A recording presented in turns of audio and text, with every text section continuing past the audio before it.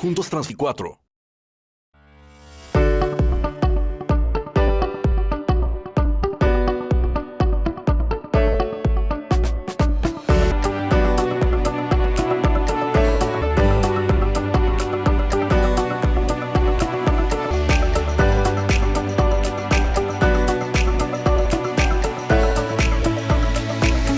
Gobierno Estatal 2018-2024.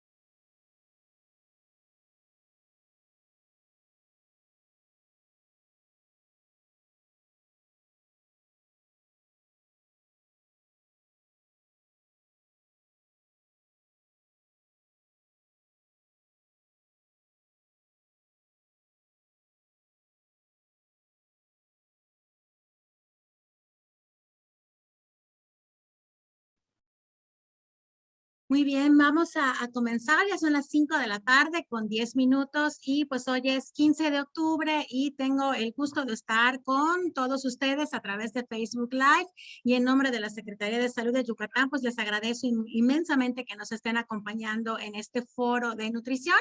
Yo soy la directora de nutrición de la Secretaría de Salud de Yucatán, Ileana Fajardo, y pues la verdad es que estoy muy contenta, muy emocionada por este foro que tenemos el día de hoy, que de verdad que comenzó como una cosa muy sencilla, pero se ha vuelto de verdad un evento y una conversación que creo que será sumamente importante para todos quienes estamos dedicados a trabajar en programas de nutrición, en programas de salud y que pues definitivamente estamos buscando pues las mejores experiencias, ¿verdad? Las mejores opciones que tenemos hoy para definitivamente tomar mejores decisiones en temas de alimentación, en temas de salud.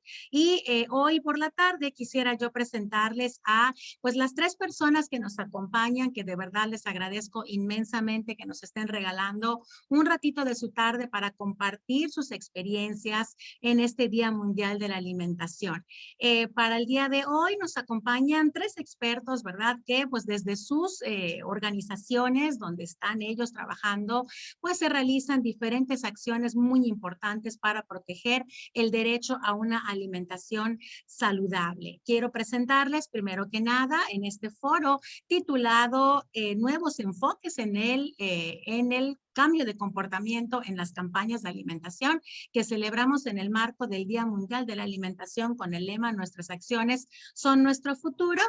Primero que nada nos acompaña la maestra Vanessa Gamboa González. La maestra Vanessa, ella es responsable de la estrategia de seguridad alimentaria en el proyecto Vamos Adelante en Cochtani, Fundación para el Desarrollo Comunitario y la Inclusión Social. La maestra Vanessa es asesora en diferentes proyectos como el tratamiento de la desnutrición infantil y anemia con polen y miel de abeja melipona de la Escuela de Agroecología Yuyistán. Es también nutrióloga, consultora y evaluadora externa de diversos programas comunitarios en nutrición en comunidades mayas de Yucatán con la Fundación Save the Children hace algunos años y también fue responsable del área de nutrición y de salud, y nutrición de la Fundación Save the Children en Yucatán. Ella, Vanessa, tiene diferentes estudios, ¿verdad? En el área de nutrición comunitaria y pues nada, nos da más gusto que tenerla hoy por la tarde con nosotros. Bienvenida, maestra Vanessa. Hola, buenas tardes. Muchas gracias por la invitación. Al contrario, mucho gusto. También está con nosotros el maestro Javier Moya. El maestro Javier es coordinador del programa de apoyo para la reducción de riesgos de desastres en México del programa de las Naciones Unidas para el Desarrollo. Él es ingeniero agrónomo con una maestría en planeación del desarrollo regional en Wageningen, en Países Bajos. A partir de 1990 trabajó muchos años con comunidades como investigador y como consultor de gobiernos de agencias conferencias internacionales en temas de sustentabilidad en la región sureste de México. En ese periodo de tiempo asesoró diferentes proyectos de planificación participativa territorial, producción sustentable, educación indígena y gobernabilidad de los recursos naturales, además de publicar 2 libros y numerosos artículos en revistas nacionales e internacionales. Sea usted bienvenido, maestro Javier. Gracias, Ileana. Muchas gracias por la invitación. Al contrario, mucho gusto. Y de último, pero por supuesto no menos importante, hoy también se encuentra con nosotros la maestra Deli Anaí Trejo Hernández, quien es oficial de nutrición en UNICEF en México.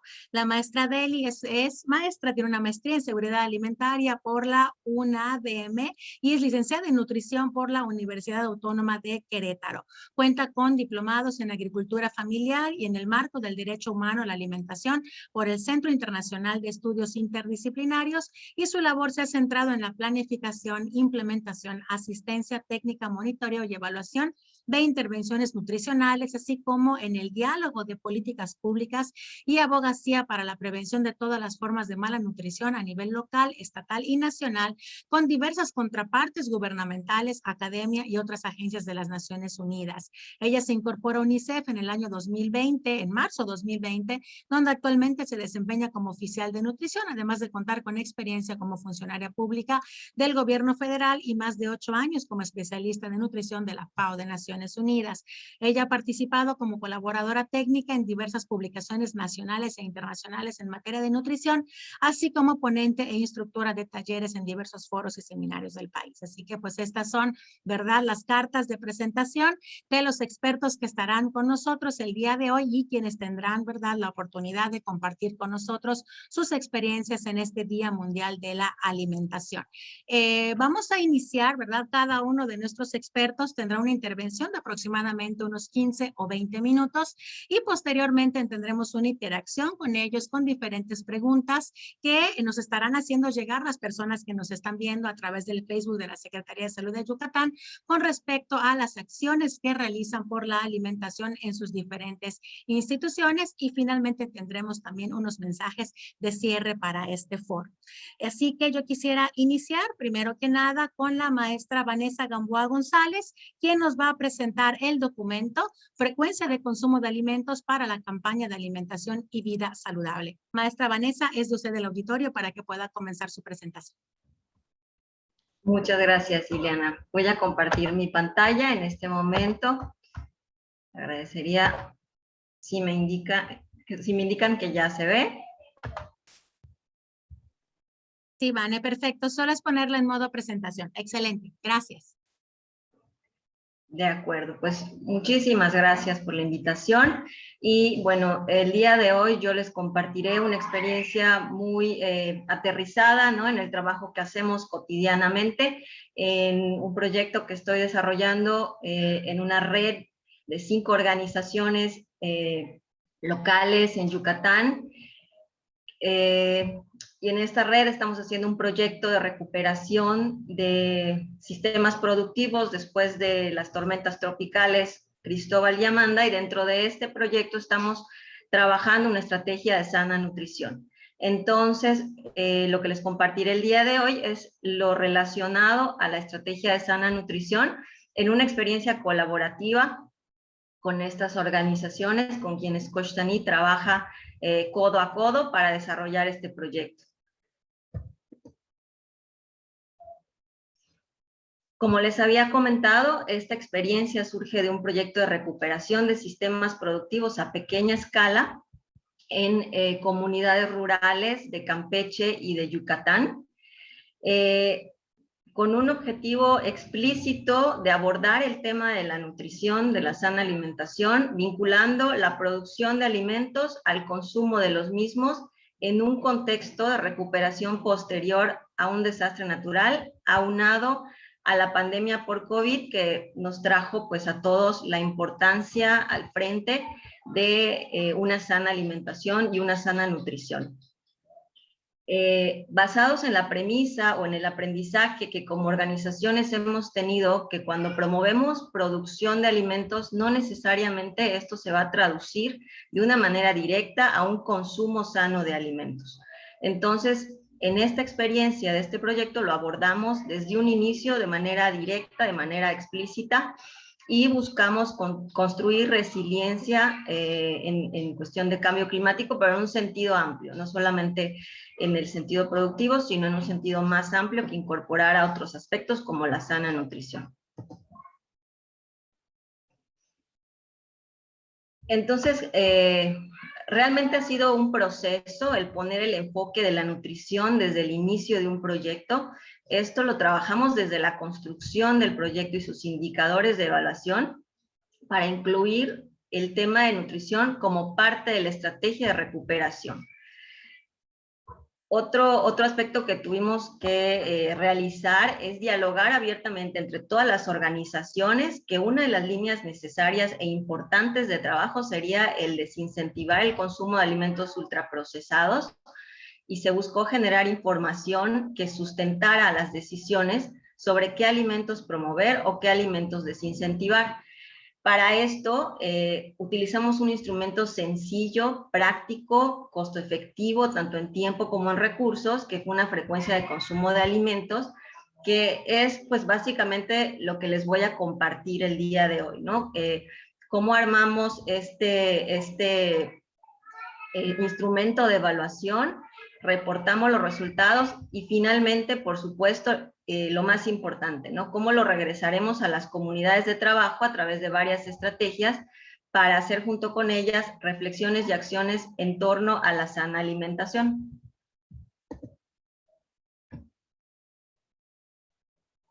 El cuestionario de frecuencia de alimentos que hicimos como parte de la evaluación de línea de base del proyecto tuvo una participación de 480 personas. Ya Xavier les va a platicar el universo de familias con el que trabajamos, es alrededor de 3,000 familias, pero para este cuestionario hicimos un muestreo de 480 personas, en su mayoría mujeres, un 73% y un 27% hombres. Este instrumento lo aplicamos en 3 estados, aunque predominantemente fue aplicado en Yucatán. De manera muy importante, incluimos explícitamente en el instrumento de evaluación tanto alimentos naturales como alimentos procesados y ultraprocesados, de los cuales queríamos saber cuál era la frecuencia de consumo familiar en las familias con quienes nosotros vamos a trabajar, o estamos más bien trabajando en este proyecto. Sí, entonces aquí pueden ver los grupos que incluimos de alimentos naturales o no procesados. Varios de ellos están siendo promovidos dentro del proyecto, como algunas verduras u hortalizas, carnes de pollo, cerdo y también pues huevo, ¿no? Porque estamos trabajando con producción de aves de doble propósito.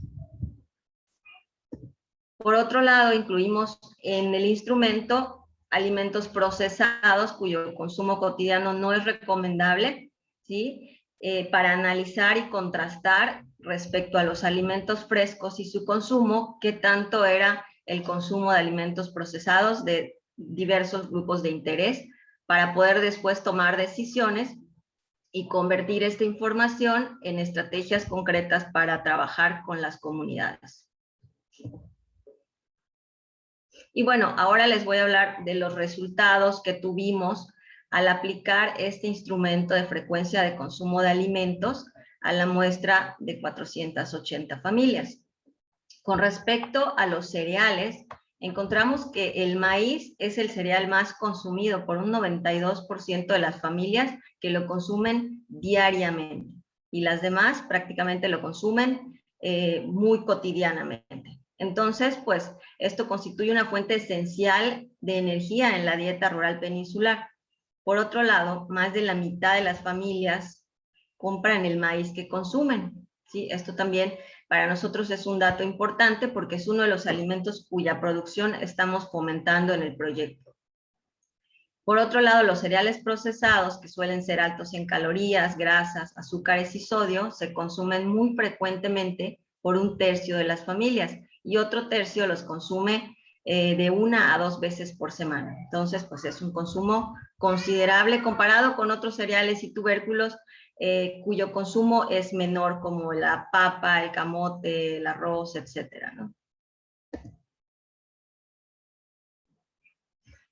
Por su parte, las frutas y las verduras, encontramos que la mitad de las familias reportan consumir verduras cotidianamente. Algo que hicimos también como para tener un punto de comparación de los resultados que nosotros encontramos es contrastarlo con los resultados reportados en la ENSANUD del 2020.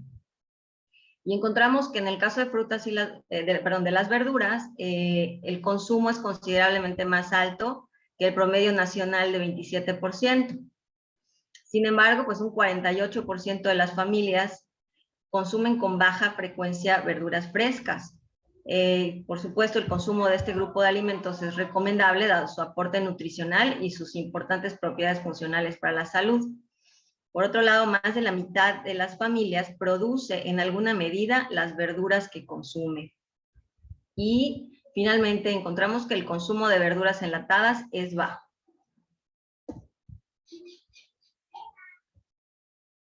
En cuanto a las frutas, encontramos resultados similares a las verduras. 55% de las familias, poco más de la mitad, refiere consumir frutas cotidianamente, lo cual es un dato también mayor, pero más cercano a lo reportado a nivel nacional, con una frecuencia de consumo de 49.4 en población rural. 45% de las familias reportó un consumo poco frecuente de frutas, nuevamente grupo importante de consumo diario, y un 62% de las familias produce cuando menos algo de las frutas que consume. Este también es un dato interesante, ¿no? Que más de la mitad de las familias tiene en algún grado producción de frutas de autoconsumo. De igual manera que con el grupo de las verduras, las frutas enlatadas son poco consumidas. En el grupo de los lácteos, lo que encontramos es que el 38% de las familias tienen un consumo frecuente, encontrándose por debajo del consumo nacional rural de 49.8%. Esto es un tema de particular importancia en la niñez, ¿no? Dado que los lácteos son fuente importante de calcio y proteína y su consumo cotidiano pues es considerado importante para este grupo poblacional. En cuanto a la procedencia de estos alimentos, los lácteos son básicamente adquiridos por las familias mediante la compra. En nuestra región, la vocación productiva de lácteos a nivel familiar es prácticamente nula.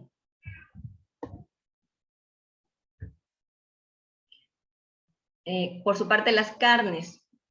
Las dividimos en varios subgrupos porque, como les dije, estamos promoviendo específicamente la producción de algunos alimentos cárnicos. Y lo que encontramos es que el huevo es la fuente de proteína animal más consumida por las familias con quienes estamos trabajando. El huevo es consumido cotidianamente por un 70% de las familias. En segundo lugar de consumo encontramos la carne de pollo, con un 26% de las familias que lo consumen de manera frecuente y un 70% lo consume al menos semanalmente. Y ambos alimentos, tanto huevo como la carne de pollo, son producidos en alguna medida por más de la mitad de las familias. En cuanto a otros tipos de carnes y los embutidos, que serían las carnes procesadas, encontramos que los embutidos, los cuales son pues alimentos muy procesados con un alto contenido de sodio, estos se encontraron en tercer lugar de consumo entre los alimentos cárnicos. Son consumidos frecuentemente por un 17% de las familias y adicionalmente un 47% los consumen semanalmente. A pesar de que los embutidos pueden ser preparados de manera casera, muy pocas familias lo hacen. Y todas lo compran, ¿no? Por su parte, la carne de cerdo mostró un consumo cotidiano bajo, del 3%, pero un 59% de las familias reportó un consumo semanal. Y a diferencia, por ejemplo, con la carne de pollo, el origen de la carne de cerdo es más bien la compra. El 81% de las familias compran toda la carne de cerdo que consumen. Otras carnes, como los animales de caza, son consumidos con muy poca frecuencia por las familias.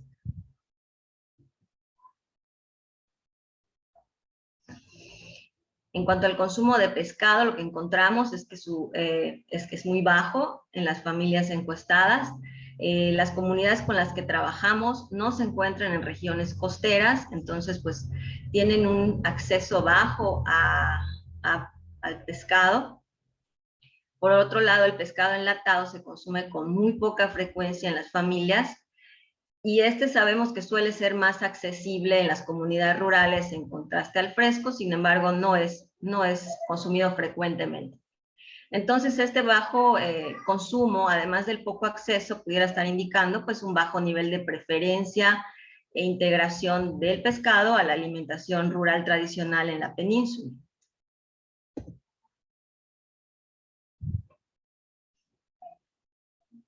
Respecto al grupo de las leguminosas, encontramos que el frijol negro es la leguminosa más consumida por las familias participantes, el 66% lo comen cotidianamente.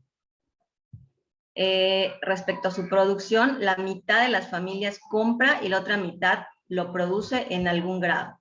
Otras leguminosas tienen un consumo menos frecuente, por ejemplo, solo un 8% de las familias consume cotidianamente los ibes, que son frijoles locales que suelen ser de temporada. Y sin embargo, un dato interesante es que un 29% de las familias indican producir ibes y otro 19% indicó producir otras leguminosas, lo que pensamos que pudiera ser específicamente la lenteja de milpa, que ha sido una leguminosa que ha sido promovida también en diversos proyectos por varias organizaciones y que la semilla ha sido intercambiada localmente. Y hoy en día pues hay producción de este tipo de leguminosa también.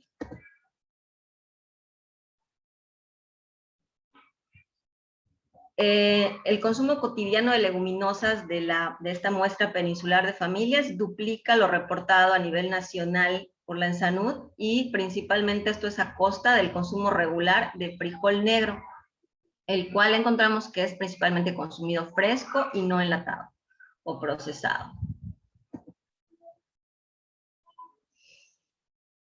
Un grupo que nos interesaba también particularmente conocer su consumo son tanto las semillas como la miel, ambos alimentos con una vocación productiva importante aquí en nuestro estado, sobre todo la miel. Y pues en este proyecto, además del de seguridad alimentaria, hay un proyecto de apicultura donde se está trabajando recuperación de este sistema productivo y queríamos conocer el consumo, ¿no? Lo que encontramos es que a nivel nacional se reporta un consumo cotidiano de 2.5% en la población rural en cuanto a semillas, y en la muestra en la que nosotros trabajamos encontramos un consumo de 6%, que aunque también es bajo, supera el promedio nacional. Por otro lado, 28% de las familias producen más de la mitad de las semillas que consumen. Y consideramos que las semillas son alimentos con gran potencial nutritivo que tendrían que ser promovidas, ¿no?, en este proyecto, porque pues son fuente de grasas cardioprotectoras y proteínas, pero pues es un potencial que no se está aprovechando por el poco consumo que se tiene. La miel tampoco tiene un consumo cotidiano por la mayor parte de las familias, ya que únicamente es consumida por un 16% de las familias de manera regular. Y este es un alimento con gran vocación productiva, pero que sabemos que la producción se va principalmente a la venta, no al consumo. 34% de las familias, un porcentaje alto, reportó que produce toda la miel que consume. Y los resultados del cuestionario muestran que la población tiene mayor preferencia por otros tipos de alimentos y bebidas dulces por sobre la miel. Ahorita vamos a ver los alimentos dulces. Y bueno, aquí de algún modo se corrobora lo que les comentaba respecto a la miel. Los alimentos dulces también los subdividimos en cuanto a su nivel de procesamiento, ¿sí? Los alimentos de preparación casera o mínimamente procesada mostraron un consumo muy bajo de manera regular. Y en cuanto a las frecuencias de consumo, destacan los dulces altamente procesados, que son consumidos semanalmente por un 36% de las familias y cotidianamente por otro 10%. Y de los dulces, pues estos son los menos recomendables por su elevado contenido de azúcares o grasas añadidos que son dañinos a la salud, además de carecer de otros aportes nutricionales. Otro grupo de particular interés en nuestro proyecto era el consumo de bebidas endulzadas. Y lo que encontramos es que un 47% de las familias reportaron un consumo cotidiano de bebidas azucaradas industrializadas. Este dato nos llamó muchísimo la atención porque es mucho menor a lo reportado por la ENSANUD, ¿no? Que es el 89.1%. Sin embargo, un 35% adicional de las familias reporta un consumo semanal de estas bebidas, por lo que si lo sumamos tendríamos un total de 82% que tiene un consumo por lo menos semanal de estas bebidas. Sin embargo, pensamos que sí pudo haber una subestimación en el reporte por parte de las familias, ¿no?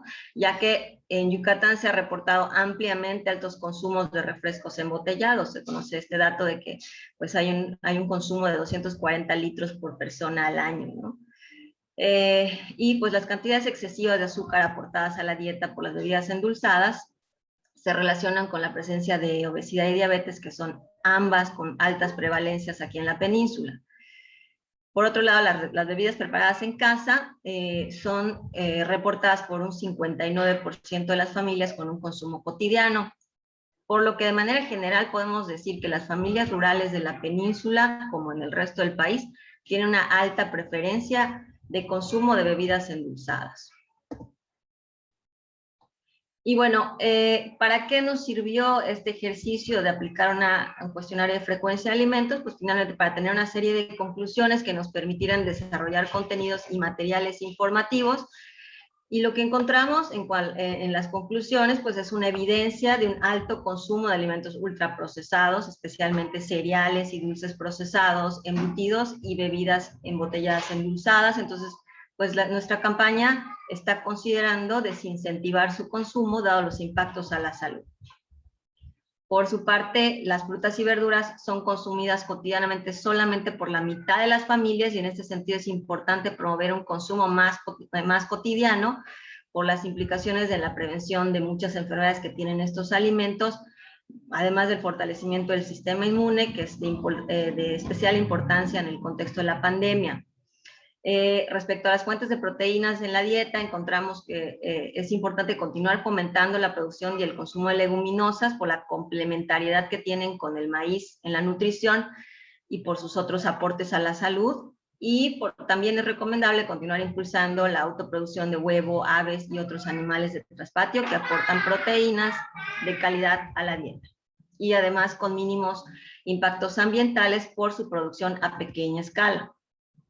La miel y las semillas son alimentos con una importante vocación productiva, pero en nuestra región su consumo es muy bajo y entonces, por lo tanto, también recomendamos impulsar su consumo. Y no menos importante para la selección o adecuación de los materiales de la campaña de alimentación y vida sana, pues consideramos que los materiales sean culturalmente pertinentes para las personas que viven en las comunidades rurales en la península de Yucatán. Y pues con esto todavía estamos en medio de ello, ¿no? Estamos trabajando en regresarle a las personas de las comunidades con quienes trabajamos la información, motivando con ellas y con ellos acciones individuales y colectivas en torno a la sana alimentación, ¿no? A la importancia de visualizarla, de platicar sobre ella, a través de diferentes acciones como diseño y difusión de materiales didácticos y audiovisuales y foros y espacios de encuentro comunitarios. Y esto es a grandes rasgos, ¿no? Lo que estamos trabajando para buscar promover la sana alimentación dentro de este proyecto de recuperación. Muchísimas gracias. Al contrario, maestra Vanessa, muchísimas gracias por esta presentación. Y definitivamente, bueno, al final tendremos los comentarios, pero bueno, creo que es ya impensable, ¿no? Hablar de alimentación sin pensar en temas culturales, sin pensar en sustentabilidad, ¿no? Sin pensar en la apropiación, o sea, no la apropiación, sin pensar en esa pertenencia y esa cultura que tenemos que respetar sí o sí, y no nada más de dientes para afuera, ¿no? Sino haciendo de verdad acciones que respeten la cultura, ¿no? Y las costumbres y pues lo que se produce también con las familias. Así que muchísimas gracias, maestra Vanessa, por su presentación y le invito a quedarse un ratito más para poder al final hacer una pequeña ronda también de preguntas. A continuación tendremos al maestro Javier Moya García, como que es coordinador del Programa de Apoyo para la Reducción de Riesgos y Desastres en México del Programa de Naciones Unidas para el Desarrollo, y él nos presentará un proyecto de recuperación de comunidades rurales ante la COVID-19. Así que, maestro, el foro es suyo también para que pueda compartir su presentación. Gracias. A ver, avísenme si ya se ve bien. ¿Qué tal? Sí, perfecto. Perfecto. Muy bien. Pues de nuevo, muchas gracias, Ileana, a ti y a toda la Secretaría por participar. También felicito a mi colega Vanessa, con la que hemos trabajado, ya ella lo adelantó. Ellas pues han tenido un liderazgo importante en organizar a la sociedad civil y a las organizaciones locales, a las comunidades, pues para lograr hacer este proyecto de alcance bastante amplio, como lo van a ver. Y saludo también a Deli, mi colega de Naciones Unidas, felicitándolas por este convenio que han firmado con el gobierno de Yucatán a través de la Secretaría de Salud, que me parece importantísimo, ¿no? Y ojalá con el éxito pues se pueda replicar en otros estados. Les voy a hablar rápidamente justo del proyecto que ha dado sustento. Son las mismas comunidades donde se aplicó la encuesta de nutrición que presentó Vanessa. Como ven, es un proyecto en el que, digamos, coordinamos, administramos 4 instituciones: la Fundación Haciendas del Mundo Maya, Educar para Producir, Costaní, ADL, ADL, que está muy vinculado a la UADI, debo decir. Entonces, 5 o 6 el UADI, y no olvidar que en la implementación, en la evaluación inicial que hicimos, participaron más de 70, es decir, otras tantas OSCs, universidades, y hasta tal vez sumar 12, y el resto para llegar a 70 son grupos y organizaciones campesinas con presencia en la península de Yucatán. En total estamos hablando de 77 comunidades, desde cabeceras municipales un poco más grandes hasta localidades pequeñitas, en 28 municipios de la península de Yucatán. 20% están en Campeche, 77 en Yucatán, y unas poquitas en Felipe Carrillo Puerto, que también participaron. En total, 3,323 familias digamos, participaron en alguno de los componentes o en varios, la mayoría en varios. Y a pesar de que sí es cierto, hay hortalizas que tal vez estén tradicional, culturalmente más, pero también hubo milpa, también hubo actividades de equipamiento, de tecnología que estarían, digamos, culturalmente más asignadas en las comunidades mayas a los varones, y a pesar de eso, la representación de esas familias fue llevada en un 80% por mujeres. Esto es interesante porque no solo fue el trabajo, sino que pusimos como condición que digamos, las decisiones, quienes que se reunieran a tomar las decisiones de dónde, cómo distribuir, en algunos casos se hicieron fondos revolventes, en algunos fueran las mujeres o la persona de la familia que hiciera más trabajo, ¿no? Entonces, las mujeres ganaron en el análisis, y eso nos parece un componente importante. Bueno, estas 3,323 familias, digamos, participaron 55% en producción de hortalizas, 45% en producción de aves, 5% de cerdos y 48% en milpa. Digamos, algo importante que notamos es que, digamos, antes de la tormenta, es decir, en años anteriores, sí había ya producción tradicional de hortalizas, ¿no? Pero, digamos, la gran mayoría trabajaban cilantro, rábano, que es donde termina la hortaliza de las comunidades mayas, y en macetitas y en una matita, chile, etcétera, de manera que con trabajos alcanzamos un promedio de 5, pero realmente, más allá de la estadística, la hortaliza tradicional es cilantro, rábano aquí, y sí llegamos a que se sembrara de manera, digamos, más extensa en eras de, por lo menos, 5 eras de 1,20 m y de largo de 5 a 10 metros, con gran diversidad, porque cada quien lo acomodaba distinto. Yo, hortalizas, la más rara que visité, y obviamente nadie las pudo visitar todas, más de 3,000, imagínense, era todo en cubetas, todo en macetas y todo, porque el suelo de esa familia era todo de piedra, ¿no? Entonces, hay de todo, se podrán imaginar. Pero algo, digamos, muy interesante es que sí aumentó la agrobiodiversidad. Lo mismo en semillas de maíz, solo que aquí hay que reconocer que en semillas de maíz en la península de Yucatán hay antecedentes de un gran trabajo de los y las guardianas de semillas de maíz que participaron en este proyecto, y que, por cierto, proveyeron de la mayor cantidad digamos, de las semillas de maíz nativo que se distribuyeron con el proyecto.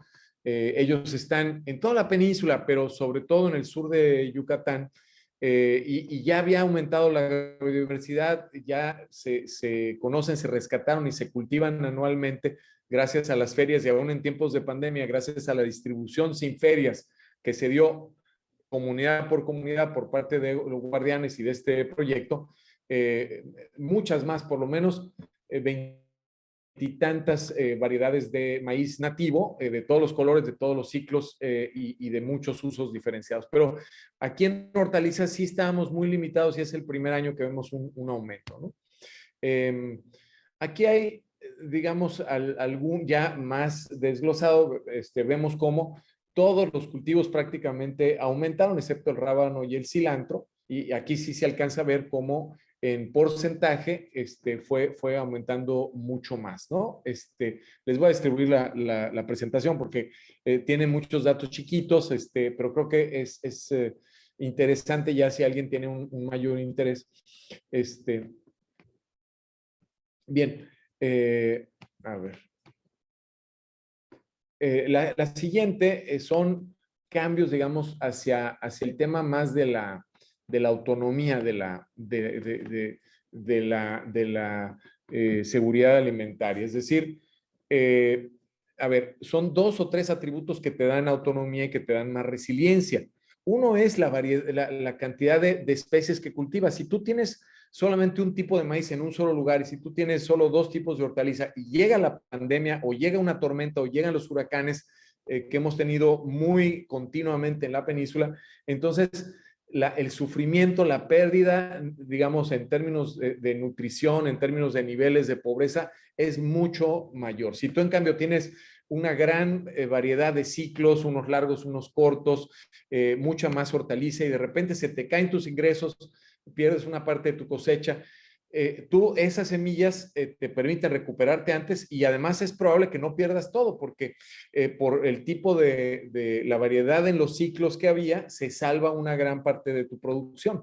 Bien, con este proyecto logramos que el 57% aprendiera varias técnicas para mejorar el volumen de su producción. 53% ingredientes para sustituir los insumos externos, por ejemplo, para preparar abonos, para preparar plaguicidas caseros, etcétera, y eso ayuda también mucho a la economía, porque gastan menos en comprarlo y además pierden menos cosecha. El 52%, muy importante esta parte de acá, aprender a sacar semillas, porque la gente dice es que no produzco porque ya no tengo semillas. Antes mi abuelita tenía una lenteja preciosa, pero ahorita ya no la conocemos, ya se perdió. Y la gente sembraba y digamos, esperaba que algún otro programa o algún pariente le regalara no semillas. Típicamente los gobiernos regalábamos semillas, pero fuimos nosotros mismos reduciendo la variedad que tenían las familias porque les fuimos dando ya nada más cilantro y rábano, pues que es lo más fácil. Y aquí, importantísimo que la gente aprenda a sacar, ¿no? Produzco mayor cantidad, es decir, tuvieron rendimientos mayores, mayores tamaños y tal, 46 y 44% respectivamente. También es interesante, digamos, cómo de las... cómo aumenta, bueno, aquí en un gran resumen, digamos, tenían un porcentaje de consumo menor al 10%, la verdad, del total que producían, y logramos que llegara a un, digamos, 41% cultivado y de lo que consumen contra 61% producido. No cuadran las sumas porque los promedios variaron mucho por especie, ¿no? Pero por ejemplo, la gente antes compraba todo el jitomate, ahora pudo producir mucho de su jitomate, ¿no? También en milpa, que es básicamente maíz, como ya decía Vane, digamos, en los últimos años ha venido también reduciéndose la cantidad de maíz. Esto es general en todo el sureste de México, también en Chiapas y tal. De hecho, creo que es más fuerte en Chiapas que en la península, pero el proyecto permitió pues que aumentara la producción de maíz y eso fue muy importante para no solamente la alimentación, o sea, hay que tomar en cuenta que, fíjense, 8 de cada 10 familias perdieron sus integrantes perdieron uno o más empleos. Y también 70 y tantos % de las familias recibieron gente que ya no vivía en la comunidad, que eran sus hijos, hijas, sobrinos, que estaban en Cancún, habían inmigrado y ahora eran más bocas que alimentar. Entonces, el aumento en la producción, digamos, de maíz, y aquí, bueno, se refiere también a la cantidad, digamos, de semillas que recibieron, todo eso combinado lo permitió. Yo digo que las semillas fueron una ayudadita, la motivación de trabajar en grupo, de tener cursos, de tener visitas ayudó también, y también como la llamada de atención, la alerta de que iba a hacer falta el maíz porque la pandemia iba a durar mucho.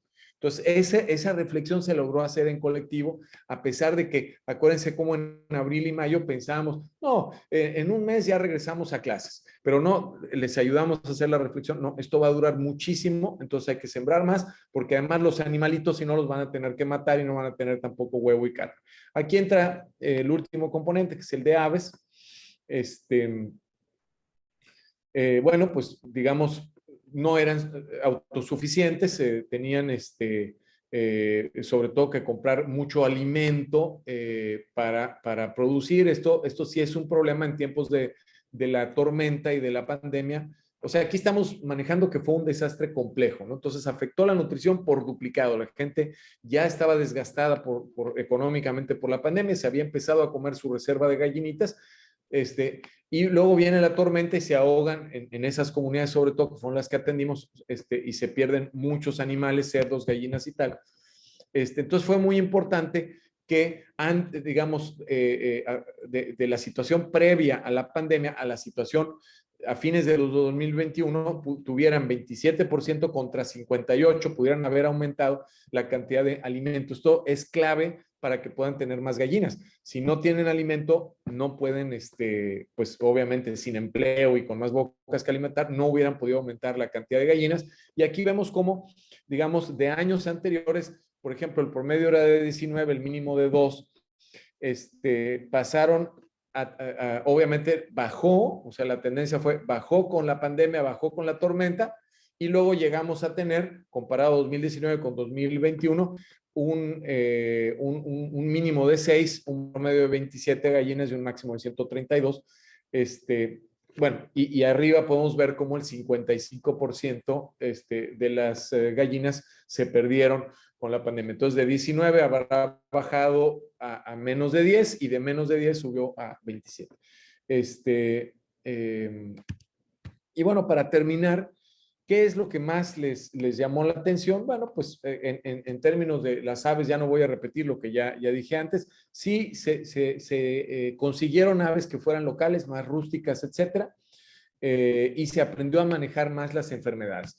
Para esto se hicieron cursos a domicilio, pero también se hicieron grupos de WhatsApp, y una veterinaria maravillosa, varias de hecho, pero sobre todo una, Julieta Moguel, con mucha experiencia en la península de Yucatán, les asesoraba en todas sus dudas, enfermedades, tomaban fotos y tal, porque la dificultad de la pandemia también pues hubiera hecho imposible esto, ¿no?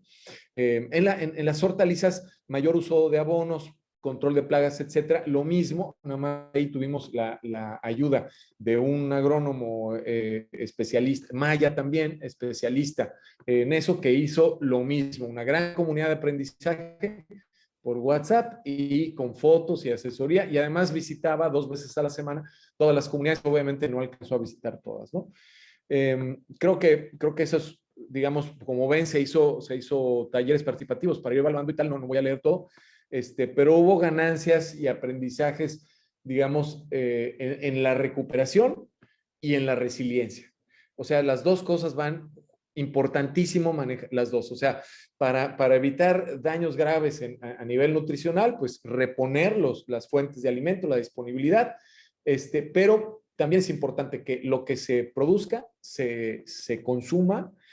Sí hubo como vieron en una de las gráficas, un aumento en el consumo tanto de proteína, huevo, carne, etcétera, como de hortalizas, que es un tema ya más cualitativo, más de gusto, organizativo, de agrobiodiversidad y de autonomía que nos dan más resiliencia, ¿no? ¿Y qué se va a quedar para terminar? Bueno, se queda esa organización comunitaria, según ellos, ¿eh? O sea, ¿qué se nos queda? Bueno, muchos de los grupos aprendieron a trabajar en grupo y a resolver sus dudas, porque sí, esto es eminentemente familiar, la producción separada, pero se dieron cuenta que esos obstáculos no los resolvían por separado. Entonces, se tuvieron que organizar y tal, ¿no? Una mayor participación pública y liderazgo de las mujeres, como ya dije, habilidades para producir abonos, plaguicidas que de plano no se tenían a nivel generalizado, eran muy pequeñitas, siembra de lo más básico, ya con sus propias semillas, como dije, alimentación diversificada, es decir, aprendieron no solamente a darle maíz, sino muchas hierbas del traspatio, y un mayor consumo tanto de hortalizas como proteína. Iliana, muchísimas gracias, te devuelvo el micrófono. No, al contrario, muchas gracias. Muy interesante y creo que es bien importante rescatar algunos puntos, ¿no? Muy importantes. Uno, yo creo que el tema de la protección a las familias ante definitivamente los desastres como los que nos hemos encontrado, no puede ser como lo estamos haciendo a lo mejor con las enfermedades, ¿no? Haciendo un poquito la semblanza, ¿no? No podemos actuar con las familias ya que pasaron los desastres, sino que tenemos que ser más preventivos, ¿no? Y la forma de ser preventivos con las familias es esto, ¿no? Son estos proyectos que las puedan blindar, que las puedan proteger y que no nos limitemos a, el tema de, bueno, hubo un desastre, ¿no? Y viene la ayuda alimentaria. Sí viene la ayuda alimentaria, pero las familias no pueden vivir con esas ayudas alimentarias que llegan empaquetadas en forma de despensas, sino que tienen que estar protegidas desde antes, ¿no? Y tienen que de alguna manera también tener esa vía para poder salir adelante y estar protegidas y poder de alguna manera recuperar sus cultivos, y para eso se necesita, por supuesto, todo el apoyo, ¿no? Que me queda claro, dan organizaciones y dan instituciones, ¿no? Como las que ustedes representan, pero también el tema de la educación que reciben estas familias. Nosotros creo, y hablo creo por muchas personas, suponemos que toda la gente que vive en área rural sabe trabajar el campo, sabe trabajar las semillas y sabe trabajar la tierra, y la realidad es que también nos topamos con que no es así, ¿no? Yo veía en las encuestas que, oye, pues más o menos la mitad de la gente pues no sabía, ¿no? No sabía cómo hacer algún fertilizante, cómo hacer un abono, cómo hacer el tema de la mezcla de semillas. Entonces yo creo que esto es algo que pues definitivamente es algo que debemos de rescatar, y me queda claro que si queremos ayudar a las familias, ¿no? Y tomando un poquito el lema, ¿no? Si queremos ser héroes de la alimentación, pues no es ir y llevar despensas, ¿no? Es ir y blindar a las familias y preparar a las familias y darles herramientas a las familias para que puedan ser autosuficientes y, como bien decías, maestro, ser autónomas y resilientes, que creo que eso es algo que todos debemos de perseguir. Muchísimas gracias por su intervención, sumamente interesante, y también le invito a quedarse para darnos un mensaje final al final del foro. Y ahora vamos a pasar, ¿no? Con la parte final, que es con la maestra Deli Trejo, que nos acompaña. Ella es oficial de nutrición de UNICEF y nos va a presentar este tema muy, muy interesante acerca de este nuevo enfoque de cambio de conducta en las campañas de alimentación y, bueno, de toda esta política maravillosa, no es por nada, que tiene UNICEF, y que estamos muy orgullosos de estar también trabajando con ellos. Así que, Deli, te dejo el auditorio y es tuyo el micrófono para que puedas iniciar tu presentación. Ok, muchísimas gracias Ileana, por estar, bueno, por invitarnos a este importante foro. Para nosotros es un gran gusto poder participar en todos los espacios que se pueda para llevar estos importantes mensajes. Gracias también por la presencia y pues por las ponencias anteriores súper interesantes, y que sin duda todo va haciendo conexión y relación con lo que ahora vamos a ver también. Y bueno, que en este marco del Día Mundial de la Alimentación, ya para cerrar este tiempo, este foro, vamos a hacer una participación interactiva, bueno, un poquito una presentación interactiva, así es que voy a compartir mi pantalla. Permítanme nada más, por acá está. Y bueno, para esto también les voy a invitar aquí a todos los que están presentes que por favor, bueno, en Facebook, también a los que estamos aquí en Zoom, si quieren irse ingresando en la web a www.menti.com, ahí les va a pedir un código, van a poner el que está aquí en la pantalla, 13 18 46 56. Creo que ahí también lo van a poner en las redes sociales para que ustedes entren. Vamos a ir lanzando algunas preguntas durante esta ponencia y que ustedes puedan ir interactuando para también conocer cuáles son sus opiniones respecto a este tema tan importante que son las campañas de cambio de comportamiento, el enfoque de cómo desde UNICEF también estamos empujando que se diseñen, que se implementen, que se evalúen, pero que realmente sea desde la participación de la población. Y que bueno, en lo que se van uniendo más personas, por ahí van a empezar a ver esta diapositiva cuando ingresen en su celular, en su computadora. En este Día Mundial de la Alimentación 2021, nuevamente viene este lema de nuestras acciones son nuestro futuro, que ya hemos guardado por varios años, porque pues realmente tenemos que hacer esa conciencia también, ¿no? Como ciudadanos, como consumidores, como organizaciones, etcétera, que esas acciones que estamos sembrando en este momento van a ser lo que vamos a cosechar en un futuro. En este Día de la Alimentación trae algunos bullets importantes que hacen alusión a la importancia de incidir en todo el sistema agroalimentario, que viene desde mejorar la producción, mejorar la nutrición, mejorar el medio ambiente y por lo tanto tener una mejor vida. Y resalto aquí en esta parte mejor nutrición, porque justamente es de lo que vamos a hablar con mayor énfasis, pero que sin duda al final todo está interconectado.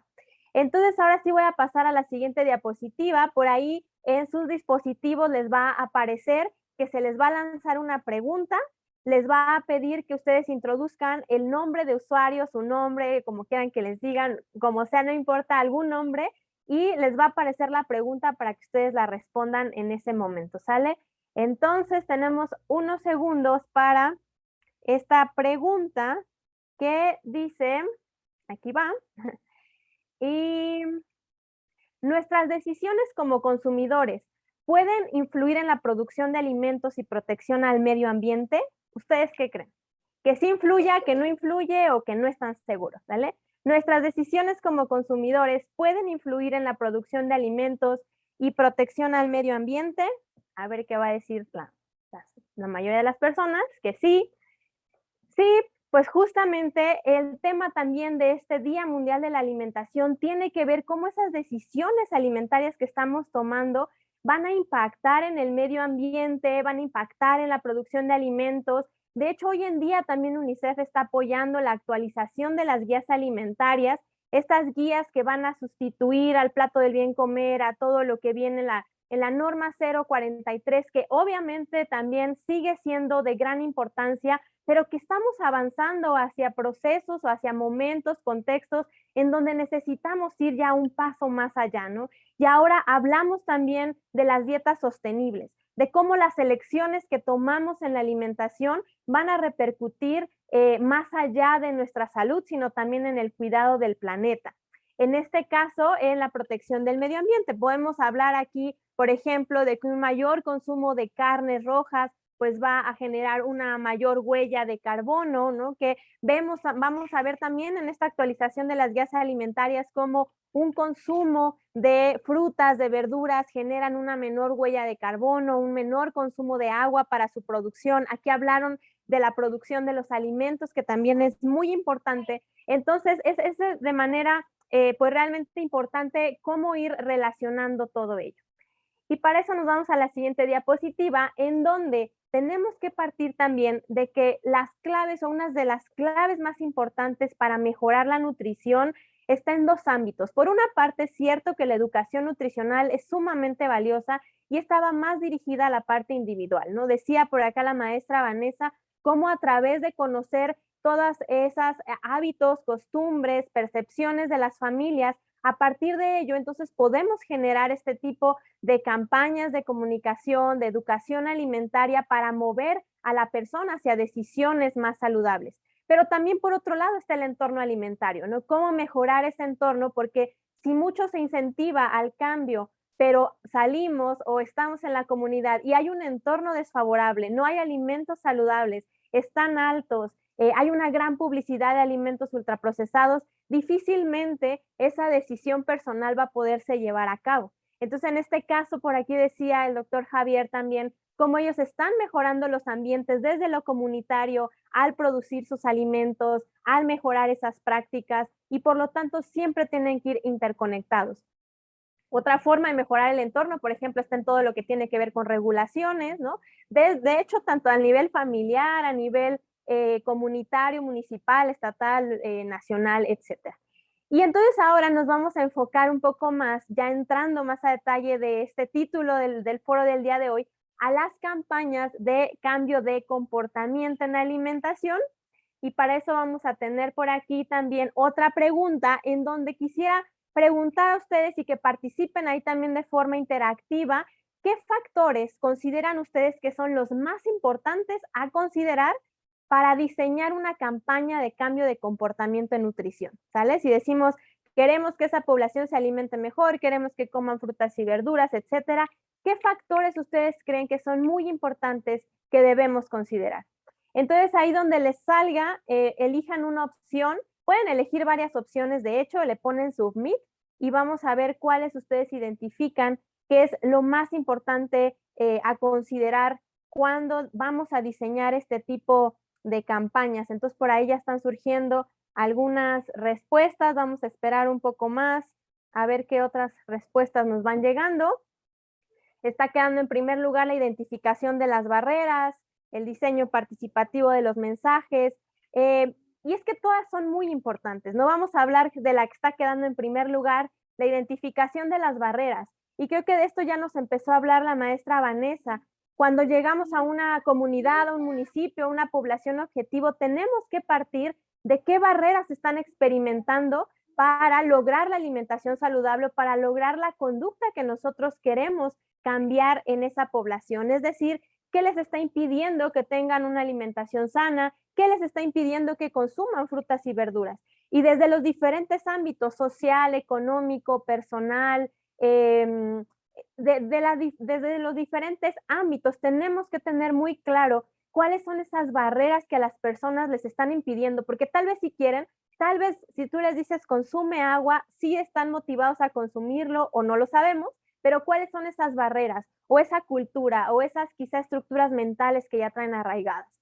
Después nos salió por acá en segundo lugar el diseño participativo de los mensajes y materiales, así es sumamente importante, pero me voy a ir aquí un poquito, en el cuarto lugar está la identificación de los motivadores, pero esto también es algo que tenemos que hacer previo a este diseño y lo podemos hacer junto con el diseño participativo. Tenemos que entender en esa población qué los motiva al cambio, porque a lo mejor para nosotros es motivante decirles los beneficios de ser saludable o mira, si tú consumes frutas y verduras no te vas a enfermar, pero a lo mejor eso a un niño no es lo que más le mueve, ¿no? A lo mejor eso a un niño no es lo que lo va a hacer saltar de alegría de decir, sí, voy a comer brócoli para no enfermarme, ¿no? Sino realmente tenemos que encontrar esos motivadores a través de que pues pueden ser encuestas, grupos focales y en el propio diseño participativo de los mensajes y materiales. En el punto número 3 dice identificación del contexto, obviamente si es rural, si es urbano, si son adolescentes, si son niños, si son cuidadores, a quién se está dirigiendo, y en dónde viven, cuáles son sus percepciones, cuál es su modo de vida.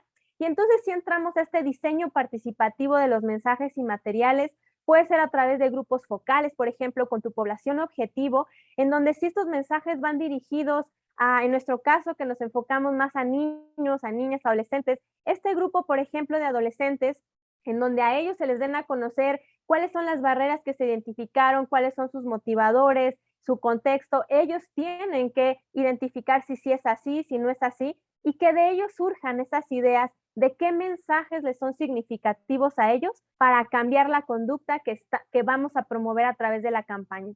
En UNICEF hemos comenzado también a hacer este tipo de diseños participativos y de verdad que es alta la creación o la creatividad que puede salir de los propios niños, de los adolescentes para generar sus propios personajes, para generar sus ideas, los mensajes, que a través de ello estamos propiciando que este diseño de campañas vayan desde un inicio partiendo desde la percepción de la población objetivo y entonces se vuelve una campaña que pueden atesorar más las personas.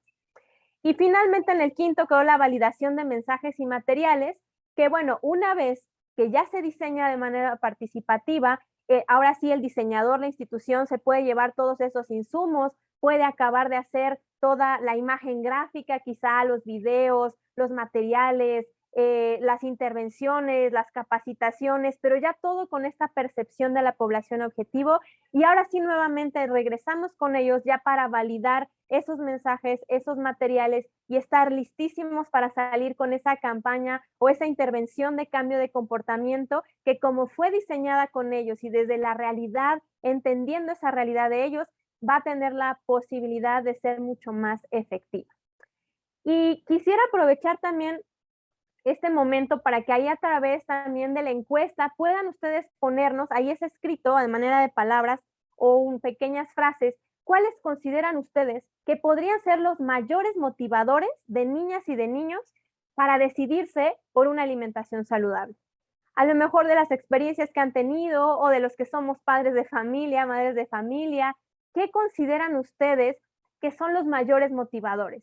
Y esto lo pongo aquí como ejemplo porque es una pregunta que debemos hacernos para al momento de estar diseñando este tipo de intervenciones. ¿Qué es lo que realmente va a mover al cambio a mi población objetivo? Y eso obviamente no tiene que ver pues preguntando a la propia población objetivo, porque no podemos nosotros intuir o a lo mejor, ¿cómo se dice? Pues hacer como una premisa de suponer que eso es lo que va a motivar a la persona, sino que debemos de pensar en lo que ellos están comentando.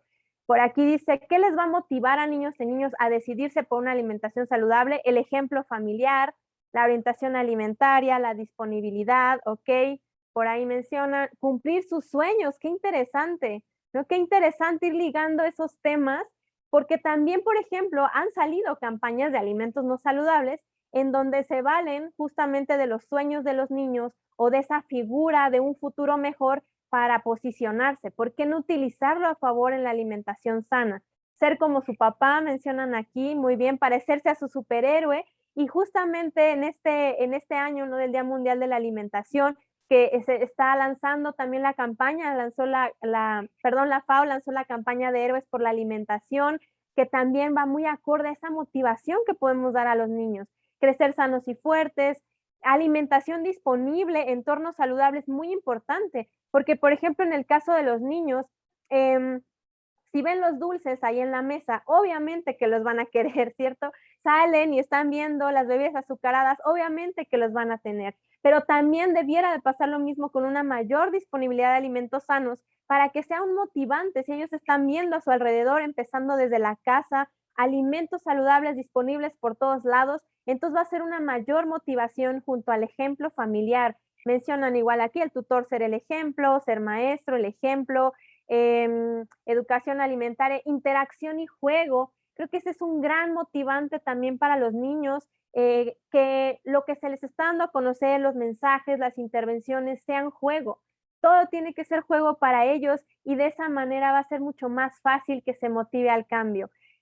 Gustos, estar pendientes de sus gustos, etcétera. Y podemos hacer esto también ahora para adolescentes, va a ser totalmente diferente, lo podemos hacer para cuidadores de niños pequeños, lo podemos hacer para adultos, para mujeres embarazadas, para adultos mayores, etcétera. Lo importante es definir muy bien a qué población objetivo queremos llegar y comenzar a pensar muy bien en esos motivadores que nos van a llevar a que sea exitosa nuestra campaña o intervención de cambio de comportamiento.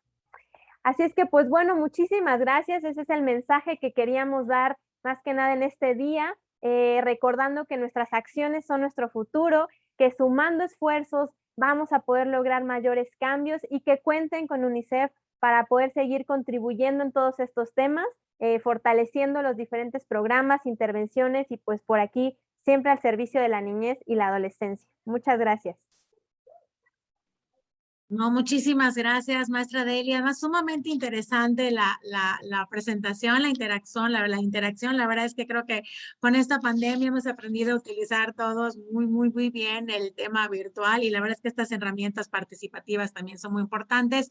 Y me encanta porque además es un poquito predicar con el ejemplo, ¿verdad? Siempre es bien importante y siempre hablamos de la participación, pero luego siempre todo se vuelve un poquito de un lado para otro y no recogemos también las opiniones de quienes nos están viendo y escuchando. Así que, pues creo que eso es un ejemplo que también nos está poniendo UNICEF, es un ejemplo, ¿no?, de el acompañamiento que debemos de tener y que debemos de tomar en cuenta, pues todas las voces, ¿no?, la mayor cantidad de voces posibles cuando tomamos decisiones, ¿no?, ahora, ¿no?, que estamos tomando todos muchas decisiones en temas de la alimentación infantil o en temas de, ¿no?, las campañas o los mensajes que se deben de dar a los niños, pues a veces se nos olvida que es bien importante también recoger sus opiniones y lo que ellos sienten y lo que ellos piensan, ¿no? Y entonces yo creo que esto es algo sumamente importante y creo que es otra forma también de que seamos héroes de la alimentación, ¿no? Un poco tomar en cuenta lo que quienes de alguna manera estamos, quienes estamos pensando, a quienes estamos dirigiendo el mensaje, pues definitivamente tomarlos en cuenta. Así que muchísimas gracias a la maestra Deli, muchas gracias a UNICEF por esta presentación. Y pues la verdad es que a mí me encantaría, ¿no?, que haya varios comentarios en la página de Facebook y bueno, me encantaría que posteriormente pasen a revisarlos, pero yo creo que me encantaría ir cerrando este foro que yo creo que ha quedado todo muy claro, ¿no? Y las intervenciones y las participaciones han quedado pues definitivamente muy claramente plasmadas. Me encantaría que cada uno de ustedes, empezando, ¿no?, en el orden en el que fuimos participando, pues nos dieran un mensaje, ¿no?, importante que ustedes, con el que ustedes quisieran que quienes nos están escuchando se queden en cuestiones de cómo ser precisamente pues un héroe de la alimentación, ¿no? Como desde donde estoy, porque nos encanta el lema, ¿no? Y entramos muy emocionados a la página de la FAO y vemos que no, a todos nos están invitando a ser héroes de la alimentación, ¿no? Pero ¿cómo puedo ser yo un héroe de la alimentación? Desde donde estoy trabajando, desde mi trinchera, desde lo que me toca hacer, y desde las perspectivas que ustedes tienen y las experiencias que ustedes tienen, pues cuál sería esa invitación que ustedes harían a quienes nos están escuchando. Y me encantaría que empezáramos con la maestra Vanessa. Claro que sí, pues antes que nada, muchas gracias.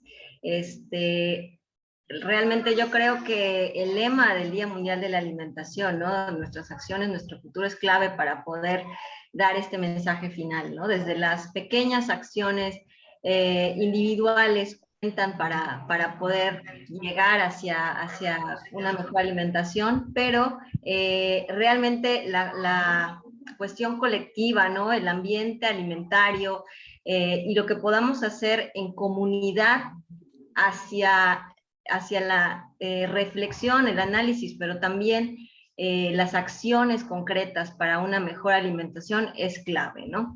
No sentirnos únicamente aislados, ¿no? Que sí importa mucho las decisiones individuales, pero yo reforzaría más la idea de la colectividad, de la comunidad como centro importante para llegar a hacer cambios alimentarios, ¿no? En nuestro entorno. Así es, ¿no? Muchísimas gracias, Vane. Y yo creo que algo que comentabas y que me gustaría rescatar también como comentario final hacia tu intervención es que cambiar un poco este tema de cuando estamos planeando, ¿no? Acciones, cuando estamos planeando ciertamente campañas, cuando escuchamos, ¿no? Esto que nos menciona Deli de que va a cambiar el plato, el bien comer y esto, yo creo que hoy me parece, desde la experiencia que tú nos compartes, yo creo que hoy tenemos que pensar en recolectar nuestra información desde, ¿verdad? Desde las mismas comunidades, si queremos pensar en recomendaciones y campañas de alimentación exitosas, ¿no? O sea, no podemos, revisábamos, bueno, he tenido la oportunidad de revisar el documento que presentaste y creo que de repente seguimos haciendo recomendaciones como, no lo sé, no consumas enlatados. La gente de las comunidades no consume enlatados, ¿no? Entonces, vaya, no desgastémonos, ¿no? Haciendo a lo mejor recomendaciones o observaciones que vienen desde una realidad que pues no es la que se vive en las comunidades y si efectivamente queremos hacer recomendaciones, pues tenemos nosotros que hacer también esa pues investigación de campo, ¿no? Acercarnos a la gente, preguntar, recolectar información, acercarnos a Colegas, ya les mandé investigadores el proyecto. o investigadoras como, investigadores o investigadoras como tú, Vane, como Xavier, como Deli, que pues tienen información, ya han recolectado información de viva voz de las gentes de las comunidades. Y esto aplica para cualquier grupo de personas, ¿no? Entonces, pues creo que también eso es una manera de reforzar la colectividad que tiene el hacer recomendaciones de alimentación, ¿no? Muchísimas gracias, maestra Vanessa, por tu participación. Y me gustaría pasar con el maestro Javier para que nos haga también su comentario final. Gracias. Ahora sí, abro el micrófono y bueno, pues agradecerte, Ileana, especialmente. La verdad que enorme, digamos, la voluntad, la idea de contrastar experiencias. Sin duda, nosotros, digamos, venimos del mandato del desarrollo sustentable, entonces pensábamos que lo importante era pues lograr la disponibilidad de alimentos y claramente gracias al intercambio con todas ustedes y a la experiencia concreta nos dimos cuenta que no, que efectivamente una cosa es disponibilidad y la otra es el consumo y la buena alimentación. Hay claramente un tema educativo, hay un tema cultural y hay un tema de política pública. Y nosotros le damos mucho énfasis a esta última. Me parece que un reto importante que tenemos es coordinarnos mejor entre nosotros, hacer más eventos como este. A lo mejor incluso pasar tal vez del evento y de compartir a una mesa un poquito más permanente. Me parece que tendríamos que estar nosotros sentados, tendría que estar quienes coordinan todo esto de los comedores y tendría que estar la SEP, es decir, el DIF, la SEP porque es donde estamos tratando los temas educativos y de contenidos y creo que pudieran ser grandes aliados para este trabajo.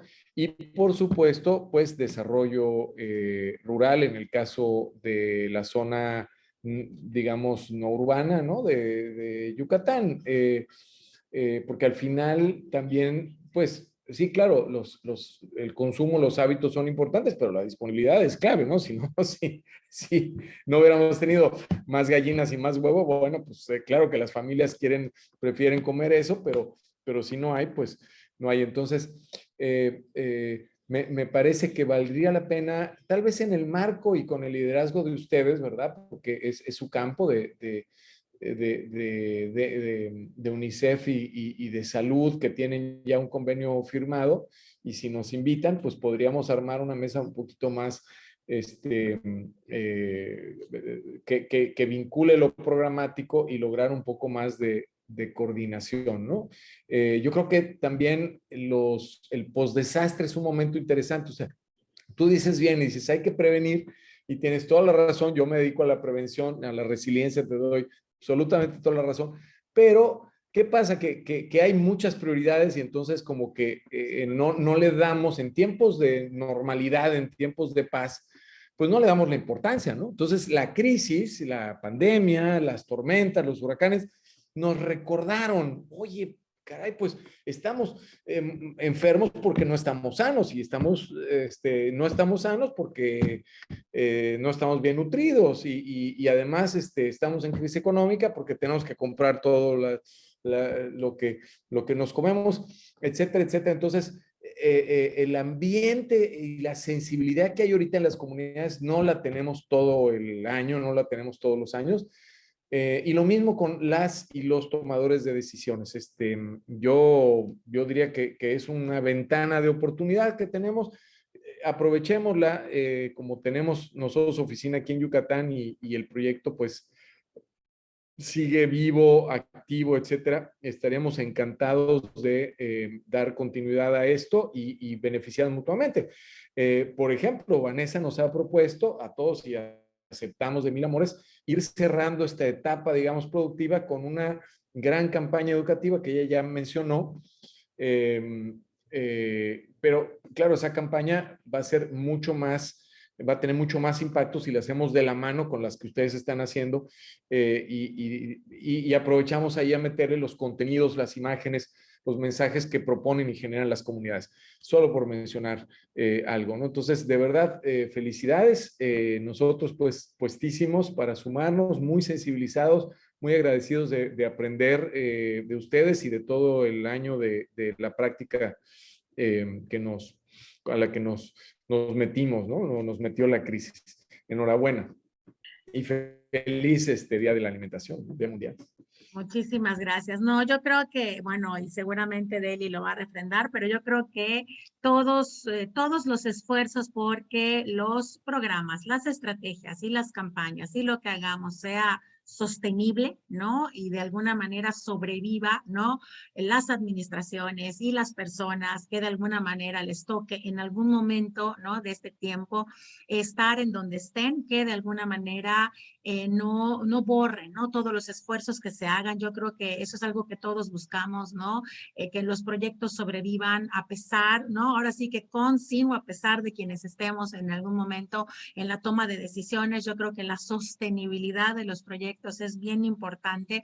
Creo que queda clarísimo con el proyecto que nos presentó el maestro Javier, perdón, ¿no? Que ahora sí que los desastres y la pandemia y todos nos han hecho ver que pues a lo mejor todo lo que hemos hecho durante mucho tiempo pues no ha sido sostenible, ¿no? Y finalmente ha parchado por momentos, ¿no? Ciertas necesidades, pero definitivamente no le ha dado todas las herramientas a la gente para ser autónoma, para ser resiliente, para ser sostenible y de alguna manera para poder estar mejor preparada, ¿no? Seguramente nunca vamos a estar 100% preparados para los desastres y para todo lo que nos pase, pero yo creo que sí podemos hacer esfuerzo porque la gente esté mejor preparada. en temas de educación, en temas de alimentación, en temas de salud, en temas de prepararse, ¿verdad? Y yo creo que pues definitivamente, al menos por parte de la Secretaría de Salud de Yucatán, y la maestra Vanessa lo sabe muy bien, estamos 100% abiertos y 100% dispuestos a colaborar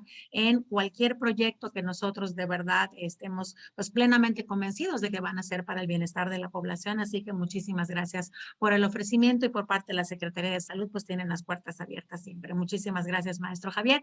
Y para finalizar, ¿verdad? Quisiéramos escuchar, por supuesto, el mensaje de la maestra Deli por parte de UNICEF y en este tema de cómo ser héroes de la alimentación. Muchísimas gracias. Pues primero, nuevamente, gracias por la invitación, y también un placer y un honor pues compartir este foro con la maestra Vanessa, con el maestro Javier. Muchísimas gracias. Y también muchas gracias a todos los que sintonizaron la transmisión, porque en realidad todos, organizaciones, personas, ciudadanos, consumidores, padres de familia, niños, somos héroes de la alimentación. Muchísimas gracias. Aquí veo, por ejemplo, en Facebook, ¿no? A algunos que están participando, a Oscar, a Paulina, a Wilber, dile, todos somos esos héroes de la alimentación que México necesita, y sobre todo las niñas, los niños, los adolescentes, y que podemos empezar desde diferentes áreas, incluso desde la casa. En la casa, ¿qué es lo que estamos nosotros dando de disponibilidad a los niños de la casa? ¿Qué es lo que estamos haciendo por transmitir ese ejemplo? ¿Qué estamos compartiendo también con nuestros vecinos, con las comunidades? ¿Qué estamos haciendo quizá a nivel estatal, las organizaciones? ¿Cómo estamos organizados a nivel nacional? ¿Quiénes tenemos que estar en la misma mesa? ¿Cómo seguimos impulsando todo este tipo de acciones? Entonces, pues más que nada, agradecer el estar aquí, recordar nuevamente que nuestras acciones son nuestro futuro en todas las áreas. No nos sintamos pequeñitos porque quizá unos están acá, otros están allá. Todos tenemos un gran granito de arena que aportar, y eso creo que es algo muy importante, también recordando que todo lo que nosotros hagamos como decisión en consumo también va a estar impactando en nuestro planeta, en nuestro medio ambiente. Hagamos unas dietas sostenibles, pero para eso también sigamos las instituciones con el compromiso de la mejora de los entornos para facilitar la toma de decisiones. Y pues muchísimas gracias. No, al contrario, Deli, muchísimas gracias por esta motivación, ¿verdad? Yo creo que me quedo con el tema de que no nos sintamos pequeños, no nos sintamos chiquitos, ¿no? Hoy por la mañana tuvimos un foro con algunos docentes de la Secretaría de Educación Pública que están llevando vida saludable, y creo que ese también fue uno de los mensajes muy importantes, ¿no? Que no se sintieran ellos chiquitos por lo que están haciendo dentro de un salón de clases con 15 o 20 niños. Todas las acciones cuentan, ¿no? Un poquito el tema de las acciones son nuestro futuro, y todas las acciones cuentan. Yo creo que no hay acciones pequeñas, y a lo mejor hoy nos toca estar, ¿no? En algunas organizaciones más grandes, mañana nos va a tocar a lo mejor estar en otro lugar o desde casa, como bien dices, pero yo creo que todos tenemos un papel que jugar, y yo creo que todos tenemos una responsabilidad, y pues tenemos que hacer lo que esté en nuestras manos para mejorar la alimentación de lo que nos rodean. Y si eso implica, pues ahora sí que como Moisés, ¿verdad? Abrir el mar, pues tendremos que abrir el mar, ¿no? Y a veces estará más fácil, a veces estará más complicado, pero yo creo que cuando hay voluntad por parte de todos, pues las cosas van saliendo bien. Así que yo les agradezco inmensamente a los tres que nos hayan regalado su tarde de viernes, un ratito para compartir sus experiencias, ¿verdad? Y lo que ustedes hacen en sus instituciones, en sus organizaciones, por ahora sí que convirtiéndose de verdad en héroes de la alimentación para toda la gente a quienes ustedes beneficien y por quienes ustedes trabajan. De verdad, nuestro reconocimiento para el trabajo que hacen los tres de sus instituciones, y pues un agradecimiento por parte de la Secretaría de Salud de Yucatán a todos quienes estuvieron siguiendo este foro. El foro se va a quedar aquí en la página de la Secretaría de Salud de Yucatán, así que lo pueden compartir y lo pueden ver las veces que ustedes quieran, y pues la verdad es que aquí nos quedamos para leer sus comentarios. Invito tanto a la maestra Vanessa como al maestro Javier y a Deli que los puedan leer, y pues de alguna manera que puedan también dejar sus impresiones a la gente que nos estuvo acompañando. Pues muchísimas gracias a los tres. Les deseo un excelente fin de semana, y pues que sigamos celebrando con buenas acciones el Día Mundial de la Alimentación, que pues todavía tenemos varias actividades. Así que muchísimas gracias a los tres, y que tengan una excelente tarde.